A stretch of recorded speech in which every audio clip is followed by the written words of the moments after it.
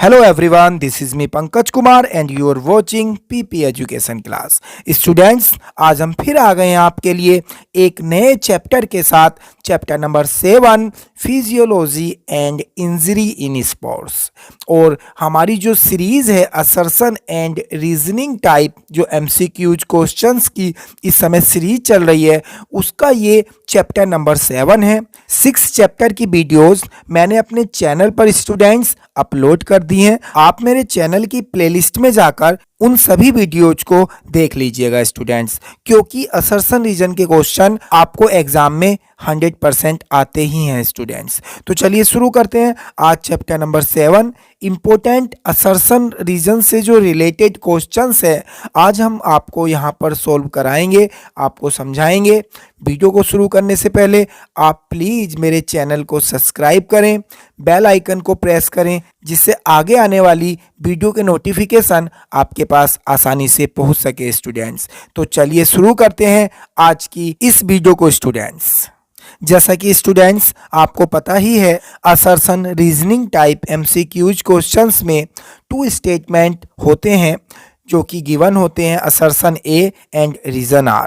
आपको दोनों ही स्टेटमेंट को अच्छे से रीड करना है, समझना है, एंड देन आपको जो 4 ऑप्शंस हैं उसमें से जो 1 ऑप्शन है जो आपको करेक्ट लगता है उसको आपने टिक करके आना है स्टूडेंट। तो चलिए फर्स्ट नंबर का क्वेश्चन देखते हैं। असर्शन ए में देखते हैं, physiology is the science which deals with the structure of body. तो देखिए इसमें क्या कहा गया है कि जो फिजियोलॉजी है एक साइंस है जो कि बॉडी के स्ट्रक्चर को और फंक्शंस को अच्छे से इसकी नॉलेज हमें देता है। ठीक है, चलिए रीजन में देखते हैं। In physiology we study the working of various system and its relationship. Reason में कहा गया है स्टूडेंट्स कि जो फिजियोलॉजी है एक स्टडी है वर्किंग ऑफ वेरियस सिस्टम, जो डिफरेंट सिस्टम्स हैं उनकी जो प्रॉपर फंक्शनिंग है उसके वर्किंग की जो स्टडी मिलती है वो फिजियोलॉजी से स्टूडेंट्स मिलती है। ओके, तो आप देख रहे हैं जो डिफरेंट सिस्टम्स हैं जैसे muscular system, circulatory system, respiratory system, digestive system, तो जितने भी ये डिफरेंट सिस्टम्स हैं इनकी जो वर्किंग की जो स्टडी है वो क्या है, फिजियोलॉजी कहलाती है। ओके, तो इसमें आप देख रहे हैं कि जो असर्शन है ये भी इसमें करेक्ट स्टेटमेंट है एंड जो रीजन है स्टूडेंट्स वो भी इसमें करेक्ट है। ओके, ए भी करेक्ट और आर भी करेक्ट, और आप देख रहे हैं कि जो आर है वो ए का करेक्ट एक्सप्लेनेशन है, क्योंकि आप देख रहे हैं कि फिजियोलॉजी को ही एक्सप्लेन किया गया है। ओके, तो इसलिए इसमें जो ऑप्शन नंबर ए होगा स्टूडेंट्स ये इसमें करेक्ट ऑप्शन हो जाएगा। Okay, both A and R are true and R is the correct explanation of A. चलिए आगे बढ़ते हैं और देखते हैं क्वेश्चन नंबर 2 स्टूडेंट्स। असर्शन में देखते हैं students, white muscle fibres help in speedy action. Okay, तो इसमें कहा गया है कि जो व्हाइट मसल फाइबर्स होते हैं स्टूडेंट, जिनको फास्ट ट्विच मसल फाइबर भी कहते हैं, the greater percentage of fast twitch muscle fiber improve our speed। Okay, तो students greater percentage of white muscle fibers help in explosive strength। Okay, तो इसमें बिल्कुल सही कहा गया है कि white muscle fibers help in speedy action। चलिए सेकंड देखते हैं। Reason, sprinter possess more percentage of fast twitch muscle fibres. तो इसमें कहा गया जो स्प्रिंटर्स होते हैं वो कब्जा किए हुए होते हैं, स्टोर किए हुए होते हैं more percentage of fast twitch muscle fibre. Okay, तो जो वाइट मसल फाइबर्स होते हैं उनको ज़्यादा अमाउंट में स्टोर किए रहते हैं स्प्रिंटर्स, क्योंकि जितने ज़्यादा फास्ट ट्विच मसल फाइबर होंगे उतनी ज़्यादा हमारी स्ट्रेंथ होगी। ओके, तो इट मीन्स इसमें जो रीजन का स्टेटमेंट है ये भी इसमें करेक्ट स्टेटमेंट है स्टूडेंट्स। तो इसमें जो ऑप्शन नंबर ए है ये इसमें करेक्ट ऑप्शन हो जाएगा। Okay, both A and R are true and R is the correct explanation of A. चलिए आगे बढ़ते हैं और देखते हैं क्वेश्चन नंबर 3 स्टूडेंट्स। असर्शन में देखते हैं the cardio respiratory system help to work for longer duration. तो इसमें कहा गया है कि जो कार्डियो रेस्पिरेटरी सिस्टम है वो हेल्प करता है लंबी अवधि तक कार्य करने में। ओके, तो स्टूडेंट्स ये स्टेटमेंट बिल्कुल करेक्ट स्टेटमेंट है। Cardio respiratory system is the combination of circulatory and respiratory systems. It help to provide oxygenated blood to work muscles during exercise. This oxygenated blood reaches to working muscles through blood vessels like arteries, veins, etc. Thus, it is the system which provide energy to body during exercise. Okay, तो बिल्कुल सही statement है। Cardio respiratory system help करता है long duration में work करने के लिए। ओके, चलिए इसके रीजन में देखते हैं। This system provide continuous flow of energy during workout. Okay, तो स्टूडेंट्स ये बिल्कुल सही स्टेटमेंट है कि ये जो सिस्टम है कार्डियो रेस्पिरेटरी सिस्टम ये कंटिन्यूअस एनर्जी फ्लो करता है ड्यूरिंग वर्कआउट। ओके, तो इट मींस इसमें ए बी जो असर्शन है एंड रीजन आर ये दोनों ही करेक्ट स्टेटमेंट है और जो रीजन है वो असर्शन का एक्सप्लेनेशन करता है। ठीक है, क्योंकि इसमें भी कार्डियो रेस्पिरेटरी सिस्टम को ही एक्सप्लेन किया गया है रीजन में भी। तो इट मींस इसमें भी ऑप्शन नंबर ए इसमें करेक्ट ऑप्शन हो जाएगा।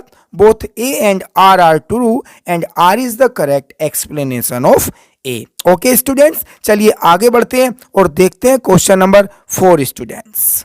असर्शन में देखते हैं students the stroke volume is amount of blood pumped by heart in 1 beat. Okay, तो इसमें स्टोक वॉल्यूम की डेफिनेशन दी है कि पर बीट जितना ब्लड पंप करता है हमारा heart that is stroke volume. Okay, तो ये स्टेटमेंट बिल्कुल करेक्ट है। ये डेफिनेशन स्टोक वॉल्यूम की होती है। चलिए रीजन में देखते हैं। Cardiac output is product of stroke volume of 60 second. Okay, अब 60 सेकेंड में इट मींस 1 मिनट में जितना ब्लड पंप करता है heart that is cardiac output. Okay, तो इट मींस इसमें असर्शन एंड रीजन दोनों ही करेक्ट है। ओके, और जो रीजन है वो असर्शन का एक्सप्लेनेशन करता है क्योंकि रीजन में भी स्टोक वॉल्यूम का जिक्र हुआ है। ओके, तो इसमें भी ए ऑप्शन करेक्ट ऑप्शन हो जाएगा students. A and R are true and R is the correct explanation of A. Okay students, चलिए आगे बढ़ते हैं और देखते हैं question number 5 students.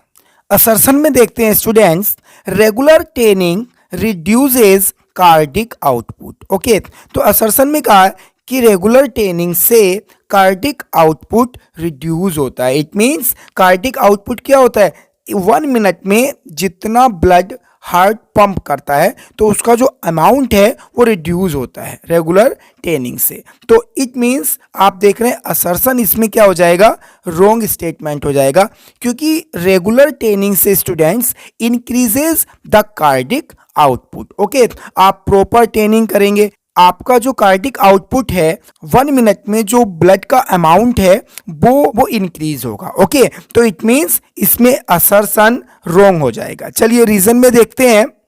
There are less chances of heart problem in trained athlete. It means ये बिल्कुल correct statement है। यदि आप रेगुलर ट्रेनिंग करते हैं तो उसमें लेस चांसेस हो जाते हैं हार्ट प्रॉब्लम के। Okay, it means A is false and R is true. So इसमें स्टूडेंट्स जो डी ऑप्शन है ये इसमें करेक्ट ऑप्शन हो जाएगा। Okay, A is false but R is true. चलिए आगे बढ़ते हैं और देखते हैं क्वेश्चन नंबर 6 स्टूडेंट्स। असर्शन में देखते हैं students lactic threshold is higher in regular players. इसमें कहा गया स्टूडेंट्स कि जो लैक्टिक एसिड होता है वो हायर होता है रेगुलर प्लेयर में। जो रेगुलर प्लेयर्स होते हैं जो रेगुलर प्लेइंग करते हैं उनमें जो लैक्टिक एसिड का जो अमाउंट है वो हाई होती है ज़्यादा होती है। ठीक है, बिल्कुल सही स्टेटमेंट है ये। तो असर्शन इसमें करेक्ट हो जाएगा। चलिए रीजन देखते हैं। Lactic acid reduces strength. Okay, ये कह रहा कि जो लैक्टिक एसिड है उससे हमारी जो स्ट्रेंथ है वो रिड्यूस होती है, वो कम होती है। ओके, तो इसमें जो रीज़न है ये भी स्टूडेंट करेक्ट ऑप्शन है। तो आप देख रहे हैं कि असर्शन भी और रीज़न भी दोनों करेक्ट हैं, बट आप इसमें देख रहे हैं दोनों अपना अपना एक सेंटेंस कह रहा है, ना कि आर ए को एक्सप्लेन करता है। ओके, तो इसलिए इसमें ऑप्शन जो बी है स्टूडेंट, ये इसमें करेक्ट ऑप्शन हो जाएगा। Both A and R are true, but R is not the correct explanation of A students. Okay, चलिए आगे बढ़ते हैं और देखते हैं क्वेश्चन नंबर 7 स्टूडेंट्स। असर्शन में देखते हैं students, maximal oxygen Uptake is consumption of oxygen during instant exercise. तो इसमें कहा गया है कि जो मैक्सिमल ऑक्सीजन अपटेक है, जो अधिकतम ऑक्सीजन का शोषण है, इज कंजम्पशन, इट मीन्स खपत है ऑफ ऑक्सीजन की ड्यूरिंग इंस्टेंट एक्सरसाइज, जो कि तीव्र गति की जो एक्सरसाइज होती हैं उसमें अधिकतम ऑक्सीजन का जो अवशोषण है वह जो है तीव्र व्यायाम के दौरान ऑक्सीजन की खपत है। ओके, रीजन में देखते हैं, it is high in anaerobic endurance activity. इसमें कहा गया है कि ये जो होता है, इसमें जो असर्शन में कहा गया है कि जो मैक्सिमल ऑक्सीजन अपटेक है, अधिकतम ऑक्सीजन का जो अवशोषण है वो तीव्र व्यायाम के दौरान ऑक्सीजन की खपत है, तो ये जो होता है ये एनारोबिक इंड्योरेंस एक्टिविटी में ज़्यादा होता है, रीजन में कहा गया है। तो देखिए इसमें क्या है कि एनारोबिक इंड्योरेंस का मतलब होता है कि इसमें क्या होगा कि जो एक्टिविटी है वो शॉर्ट टाइम के लिए होंगी,